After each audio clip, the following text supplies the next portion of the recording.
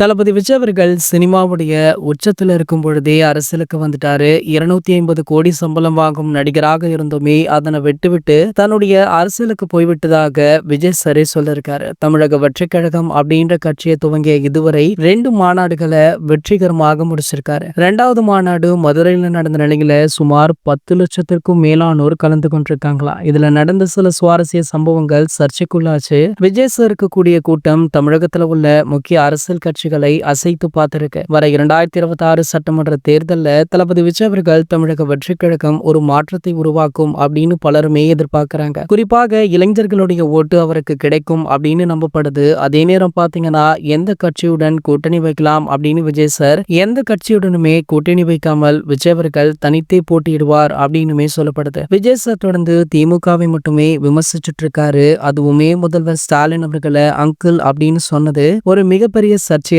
வெடித்தது. இதற்கு திமுக தரப்புல இருந்து பலருமே எதிர்ப்பு தெரிவித்து பேசியுமே இருந்தாங்க. இந்த நிலையில பாத்தீங்கன்னா தளபதி விஜய் அவர்களுடைய கட்சிக்கு நாளுக்கு நாள் பலம் கூடிக்கொண்டே போகுது. அந்த வகையில தற்போது ஒரு சம்பவம் வெளியாகி பலருக்குமே அதிர்ச்சியை கொடுத்திருக்கு. பழம்பெரும் காமெடி நடிகரான நம்ம கவுண்டமணி அவர்கள் தளபதி விஜய் அவர்களுடைய தாவேகா கட்சியில் இணைய போவதாக ஒரு செய்தி வைரலுமே ஆகிட்டு இருக்கு. கவுண்டமணி அவர்கள் பாத்தீங்கன்னா முன்பு ஒரு காலகட்டங்கள்ல செம்ம பீக்ல இருந்தாரு. அதன் பிறகு வயது முதிர்வு காரணமாக சினிமா படங்கள் நடிப்பதை நிறுத்திட்டாரு. மீண்டுமே அவருடைய ஹெல்த் கொஞ்சம் நல்லா இருக்கு அப்படின்றதுனால தொடர்ச்சியாக படங்கள்ல நடிச்சிருக்காரு. கடைசியாக இவருடைய நடிப்புல ஒத்த ஓட்டு முத்தையா அப்படின்ற திரைப்படம் ரிலீஸ் ஆச்சு. இதனையடுத்து தற்போது இவர் தாவேகாவுல இணைய உள்ளார் அப்படின்ற செய்தி சமூக வலைத்தளங்கள்ல வைரலுமே ஆகிட்டு இருக்கு. இது போன்ற செய்திகளை பற்றி நீங்க உடனே தெரிஞ்சுக்க நம்மளுடைய சேனலை மறக்காம சப்ஸ்கிரைப் பண்ணிக்கோங்க.